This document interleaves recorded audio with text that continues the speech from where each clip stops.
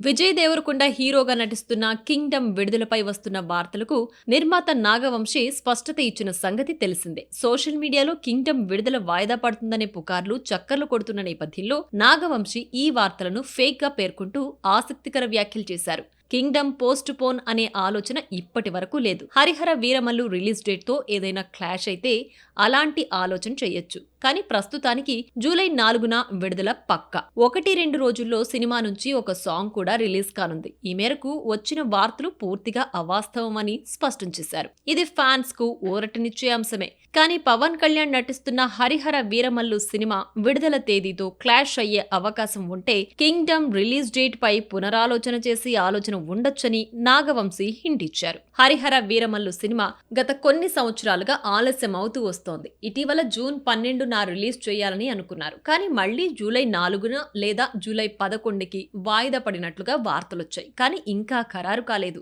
ఈ నేపథ్యంలో కింగ్డమ్ పరిస్థితి ఏంటి అనే టాక్ నడుస్తోంది. ఈ సినిమాపై విజయ్ దేవరకొండ అభిమానుల్లో భారీ అంచనాలున్నాయి. పవర్ఫుల్ యాక్షన్ డ్రామాగా ఈ చిత్రం రూపొందుతోంది. కానీ ఇప్పుడు కింగ్డమ్ రిలీజ్ డేట్ వీరమల్లు చేతిలో ఉందనే చెప్పాలి.